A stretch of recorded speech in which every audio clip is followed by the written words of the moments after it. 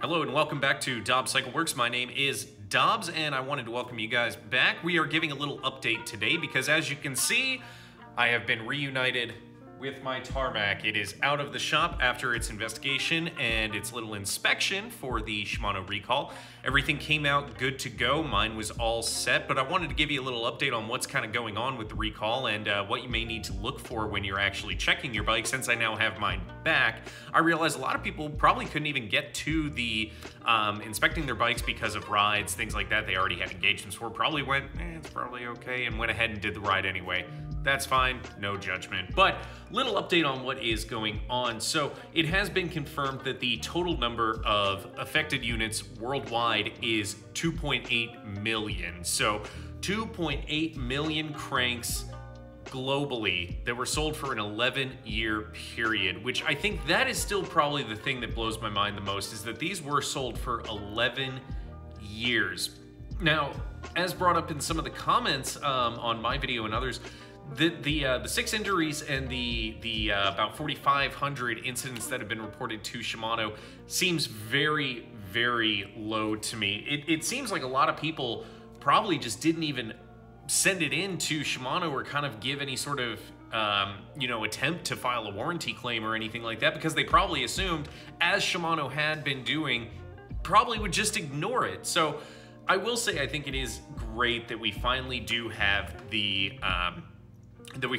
everything going, that everything is kind of getting in order, that they are doing the recall now, but this is going to be a major blowback. There's going to be a lot of people that I think will be switching off of Shimano because of this issue.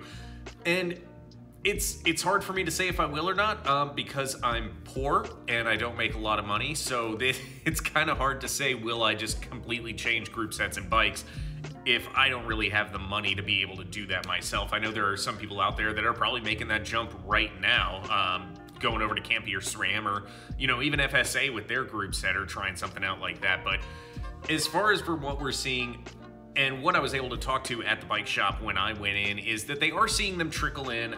They haven't really seen any major issues yet. So it's still hard to get the scope of exactly how many are potentially going to delaminate. I know we know the number is 2.8 million that are being recalled, but it still is so early that I haven't seen any information on what's actually causing the delamination, and if you could kind of even narrow it down a little bit further than that. It seems like all of these production codes that we were sent and that everybody's been checking out for if their crank was part of it, it seems like all of those are coming from different factories, different things like that. So they're trying to narrow down exactly where it's coming from. But the recall has also started in Europe. So if you are in Europe, the recall does affect you now too. The 760,000 affected units, that was just North America, and it is 2.8 million globally. So take it in, get it checked out. Now, what we're going to do now is we're going to pop over to my bike and check out a few things on the crank itself so we can kind of show you what to be looking for.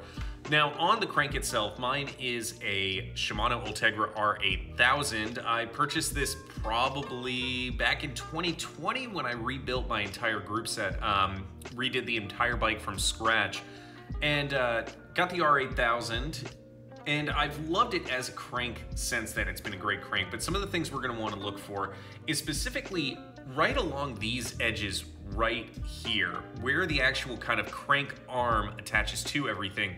That's where you're gonna be really wanting to take a look and check out, see if you see any signs of delamination or anything like that. Now again, this does not substitute for a actual inspection by a Shimano rep. You need to take your bike in and get the official okay, but check your bike out yourself first just to see if there is anything that looks like it may be concerning. So what we've seen from most of the pictures is that the kind of inner side of the crank arm here and then right along the spider connecting it to the actual crank arms is going to be the most important parts to look at. Now, I will also say with mine, they did notice that my the mounting bolts for the chain rings were under torqued. That can happen through normal riding, normal wear and tear. I like to think I keep up with my maintenance pretty well, but I may have just missed that one, or it may have been kind of a defect. I cannot say for sure, so might be something to also check out once you're in there. say if maybe everything's all torqued up. If you do have a torque wrench yourself, get it out, check them. You really kind of can't go wrong with just making sure. You should be torquing your bolts pretty frequently just to keep everything all lined up.